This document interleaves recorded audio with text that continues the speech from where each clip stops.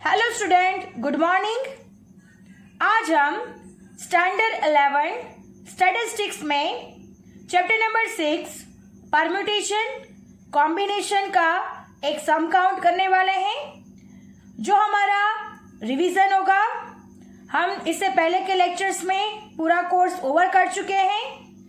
आज हम उसका रिवीजन करने वाले हैं, जिसमें हम एक सम काउंट करेंगे।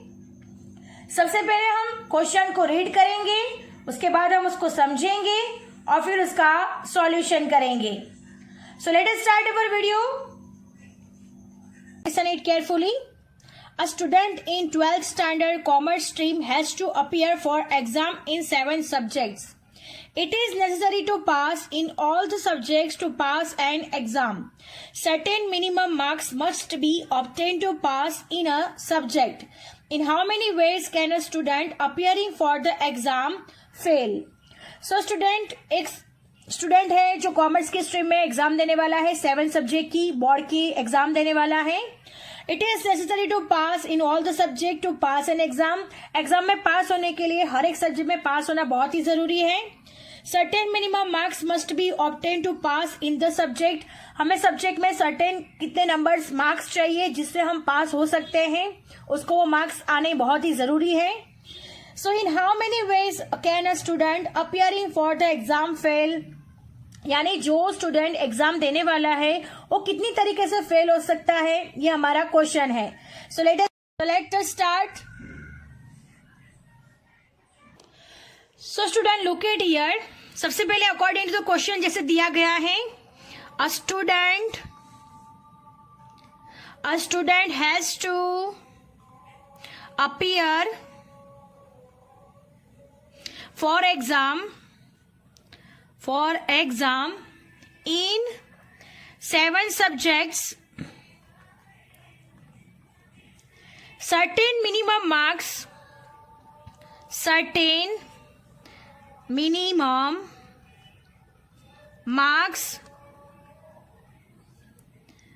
are required to pass in the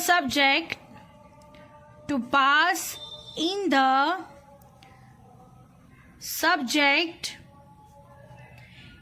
right? A student has to appear for exam in 7 subjects. Certain minimum marks are required to pass in the subject. He fails if he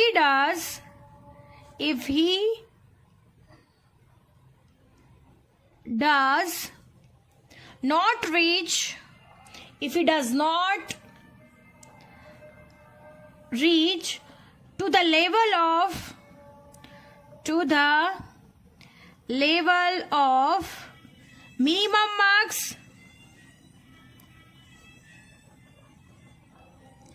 यानी students कब fail हो सकता है कि जब वो minimum marks के level तक पहुंच नहीं पाएगा, तब वो फेल होगा, right? Minimum marks required in at least one of 7 subjects.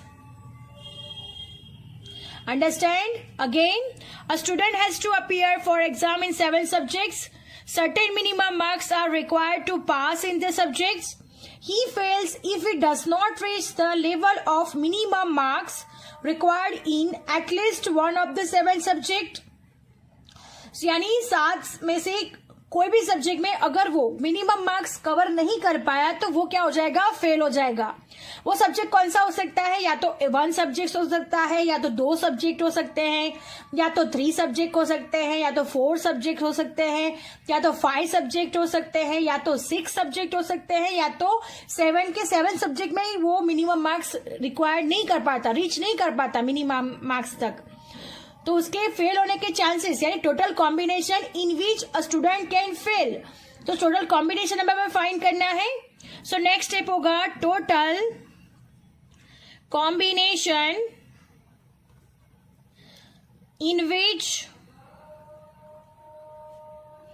in which a student can fail, in which a student can fail. So student look at here, या तो वो 1 सब्जेक्ट में फेल हो सकता है, 7C1 7 में से एक सब्जेक्ट में फेल हो सकता है, या तो so student look at here, सबसे पहले हम टोटल कॉम्बिनेशन फाइंड करेंगे. Total combination in which a student can fail, right? Total combination in which a student can fail. या तो वो 1 सब्जेक्ट में हो सकता है 7C1, और वो 2 सब्जेक्ट में हो सकता है 7C2, और वो 3 सब्जेक्ट में हो सकता है 7C3, और वो 4 सब्जेक्ट में हो सकता है 7C4, वो 5 सब्जेक्ट में हो सकता है 7C5, वो 6 सब्जेक्ट में हो सकता है 7C6, और वो 7 सब्जेक्ट में फेल हो सकता है 7C7. ये सारी की सारी उसकी पॉसिबिलिटीज है. या तो वो 1 सब्जेक्ट में फेल हो सकता है, 2 सब्जेक्ट में फेल हो सकता है, 3 सब्जेक्ट में फेल हो सकता है, 4 सब्जेक्ट में फेल हो सकता है, 5 सब्जेक्ट में फेल हो सकता है, 6 सब्जेक्ट में फेल हो सकता है, या तो 6 में से 6 और 7 में से 7 सब्जेक्ट में फेल हो सकता है. सो स्टूडेंट हम इसे इंडिविजुअली हर एक को सॉल्व कर देते हैं, उसका आंसर ला देते हैं, फिर उसके हम एडिशन कर देंगे. तो 7C1 का क्या होगा student? 7C1 is equal to 7 हो जाएगा, राइट? 7C2 इसको कैसे सॉल्व करेंगे? तो 7 इंटू 6, 2 इंटू 1, 2 3 जा 6, 7 3 जा 21, यानी 7C2 का आंसर आ रहा है 21. देन नेक्स्ट है 7C3, इसको भी अलग से सॉल्व करेंगे. 7 3 2 1, 7 6 5, 3 2 जा 6, 7 5 जा 35. अब नेक्स्ट है 7C4, 7C4 7 4 3 2 1, 7 6 5 4, 4 4 कैंसल, 3 2 जा 6 कैंसल, 7 5 जा 35. अब नेक्स्ट है 7C5, 7 6 5 4 5 4 3 2 1, यानी डाउन साइड अगर 4 स्टेप बैक गए तो अपर साइड भी 4 स्टेप बैक जाना है. अब 5 4 3, 5 4 3 कैंसल, 2 3 जा 6, 7 3 जा 21.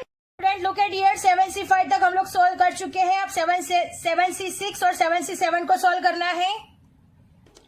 So look at here student, 7C6 उसको सोल्व करेंगे.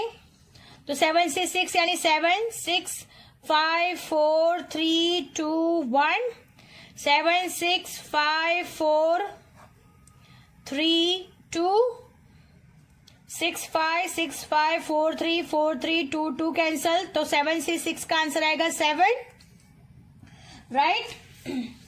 अब नेक्स्ट है 7C7, 7C7 तो 7 6 5 4 3 2 1 डिवाइड बाय 7 6 5 4 3 2 1, हर एक डिजिट कैंसिल हो जाएगी, तो आंसर आएगा 1.